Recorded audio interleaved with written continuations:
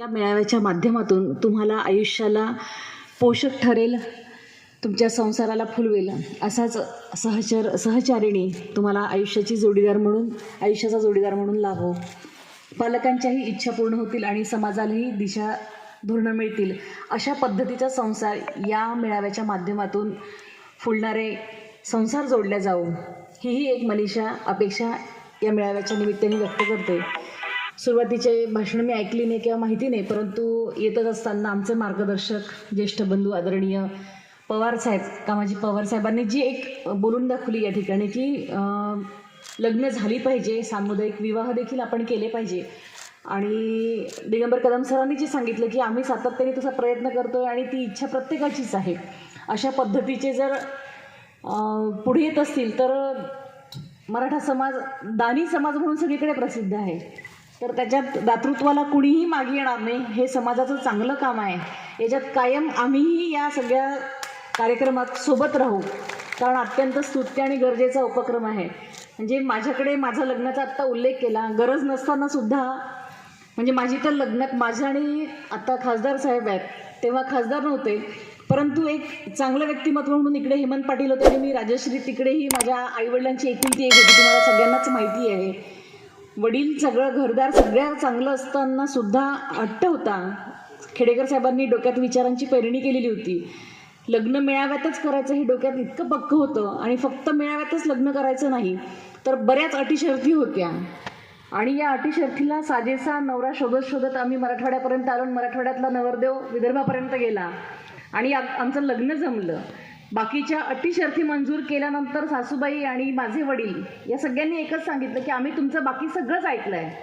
हुंडा, मान, बोळवण, शिदोरी, दागिने, कपडे लत्ते, वाजंत्री, घोडा, वरात, मंगलाष्टका हे काहीच नाही आहे. यज्ञ, सप्तपदी हे काहीच नाही. फक्त आमची इच्छा आहे की मेळाव्यात न करता आमच्याकडचे 100 पाहुणे आणि तुमच्याकडचे 100 पाहुणे एवढं करून आपण यवतमाळला म्हणा, इकडे म्हणा, असं करूया. म्हटलं आपण सगळ्या गोष्टी, एवढ्या गोष्टी जर आपल्या घरच्या ऐकत आहे तर ठीक आहे, आम्ही मेळाव्यात करणार नाही.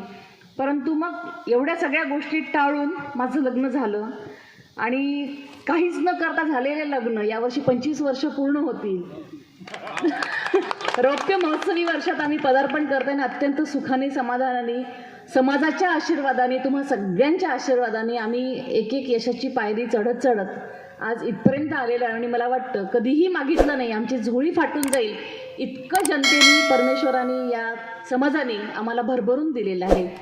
त्याच्यामुळे मला वाटतं की आज आपल्यासमोर आम्ही चालत असताना आमच्यासमोर छत्रपती शिवरायांचे आदर्श आहे, जिजाऊ साहेबांचा आदर्श आहे. परवाच प्रकाश पवार सरांचं या ठिकाणी व्याख्यान ऐकलं तर अत्यंत सुंदर तौलनिक असा अभ्यास त्यांनी जिजाऊ साहेबांचा आपल्यासमोर ठेवलेला होता की जिजाऊ साहेब सकल जनवादी कशा होत्या आणि सकल जनांचा विकास व्हावा म्हणून जिजाऊ साहेबांच्या आयुष्यातला एक एक प्रसंग आणि त्यात विवाह करण्याचा जो संस्कार होता किंवा लग्न जोडणे, एक एक कुटुंबाला जोडणे, एकेका प्रांताला जोडण्याच्या मागच्या त्यांची ज्या काही भूमिका होत्या, या भूमिकांच्या मागची व्यापक भावना जी होती ती अत्यंत समर्पकपणे त्यांनी मांडलेली होती. तर मला वाटतं या परिचय मेळाव्याच्या माध्यमातून तो जिजाऊ साहेबांचा विचार आपण आज या शतकात सुद्धा पुढे नेऊ शकतो. म्हणजे 400 वर्षानंतरही जर खरोखर जिजाऊंचा वारसा पुढे चालवायचा आहे, आपल्याला छत्रपती शिवरायांचा वारसा चालवायचा, तर आता काही आपल्याला लढाया करावा लागणार नाही आहे, गडकट किल्ले बांधायचे नाही, पण समाज बांधण्याचं नक्की काम आपण या परिचय मेळाव्यातून करू शकतो. आदरणीय संभाजी काका शिंदे, तानाजी दादा, ही सगळीच टीम, मला खरंच कौतुक करावं असं वाटतं. कधी कुणाला 1 रुपया मागायला येत नाही, कधी कुणाला काही म्हणत नाही. आदल्या दिवशी आठवणीने फोन करणार की ताई कार्यक्रमाला या, आपल्यालाच हार तुरे सत्कार देऊन आपलाच मोठेपणा करणार, तुम्हीच कसे मोठे आहे म्हणून आपल्याला झाडावर चढवणार, स्वतः मागे उभे राहतात. पण खरं या सगळ्या लोकांसाठी टाळ्या वाजवायला पाहिजे, खरोखर कौतुक करायला पाहिजे की समाज बांधणीचं खूप महत्त्वाचं काम ही मंडळी करत आहे. सगळ्या मला माहिती आहे की सगळ्या वधू आता या ठिकाणी परिचय द्यायला येणार आहेत. वर आलेले असतील तरी ते कुठेतरी मागे राहतात.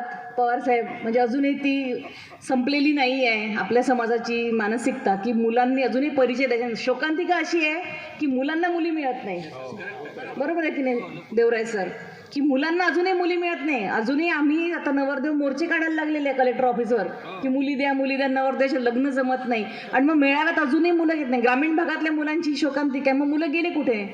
परिचयात द्यायला मुलं का येत नाहीत, ही पण एक गोष्ट आपण लक्षात घेतलं पाहिजे. हा विचार आपण आपल्या मनात घेतला पाहिजे की परिचय द्यायला या. म्हणजे जेव्हा माझं लग्न जमलं होतं तेव्हा पहिल्यांदा माझं लग्न जमलेलं, दुसरा मेळावा नागपूरला होता, आपलं अधिवेशन होतं 96चं आणि 98मध्ये वाटतं, 98-99ची गोष्ट. आणि तिथे परिचय मेळावा छोट्याशा हॉलमध्ये घेतला. आता आपण असा घेऊ शकतो, तेव्हा तर खूप सुरुवात होती. आणि मग परिचय द्यायला तेव्हा मुली पण येत नव्हत्या आणि कसा परिचय द्यायचा हे पण कळत नव्हतं आपल्या पोरींना. तर साहेब मला म्हणले, राजेश्री दे तू परिचय. म्हटलं साहेब आता लग्न जमलं, काय होत नाही परिचय दे, म्हणजे मुलींना कळेल की परिचय कसा द्यायचा असतो. आणि मग मी तिथे परिचय दिला आणि मग मला असं खासदार साहेबांना ठासून म्हणता आलं का तिथे मला 2 मागण्या पण आल्या. म्हटलं साहेब जास्त करायचं नाही, आपल्याकडे डिमांड खूप आहे. विनोदाचा भाग सोडला तर माझ्या मैत्रिणींना, त्यांच्या आयांना, वडिलांना पण मला सांगायची हे आहे की जे काही आपल्या डोक्यावरती पगडा आहे, बरं यात दोष तुमचाही नाही आहे बरं का. म्हणजे मला इथे भाऊसाहेब तुम्हाला पण सांगा वाटतं की यात दोष पालकांचाही नाही. इतक्या वर्षाचे जीन्स आहे आपल्यामध्ये आलेलं आहे, रक्तात भिनलेलं आहे, सातत्याने तेच बघत आपण लहानाचं मोठं झालंय की आपण येऊ, आपण टिवू, असं तसं, आपल्या समाजात आपल्या ज्याच्यातून कितीतरी गोष्टी गेल्या नाही. काय खरं बोलायला, आपण एवढे भाषणं करतो, एवढ्या कार्यक्रमांना जातो, तर अनेक गोष्टी अजूनही आपल्या जीन्समध्ये आहेत. तर त्या जायला वेळ लागतील, पण वेळ लागतील म्हणजे आपण पार आपली वेळ निघून जाईपर्यंत आपण वेळ बघू नये. तर थोडंसं तुम्ही पण आज ज्या कोणी आल्या नसतील तर पुढच्या मेळाव्याच्या वेळेला अजून मोटिवेट करून जर कोणाला आणता आलं, सोबत नेता आलं, किमान नसतील तर परिचय तरी वाचून दाखवा. सांगा इथे की आमच्याकडे असा चांगला वर आहे, अशी चांगली वधू आहे. आमच्या माध्यमातून मार्केटिंगचा जमाना आहे हा, तर हे इतका चांगला मंच मार्केटिंगला आहे. मार्केटिंग करायला गेलं डिजिटल, पैसे दिल्याशिवाय फेसबुकसुद्धा आपली पाठवत नाही कुठे. हे आपलं बिना पैशाचं, बिना खर्चाचं फेसबुक आहे. इतका सुंदर आपल्याला आज हा मंच उपलब्ध झालेला आहे. त्याच्यामुळे माझी विनंती आहे की जर कोणी असेल, लपून छपून असलेले वर असतील तर मस्त बिंदास या, बोलायला संधी देत नाही म्हणता तुम्ही युवा तरुण.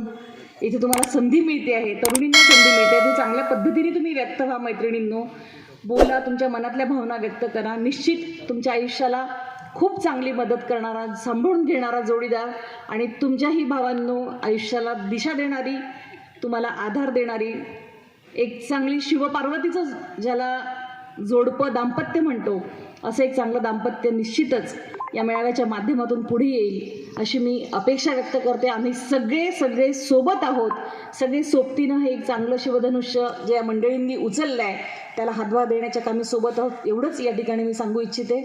शुभेच्छा देते आणि थांबते. जय हिंद, जय महाराष्ट्र, जय जिजाऊ.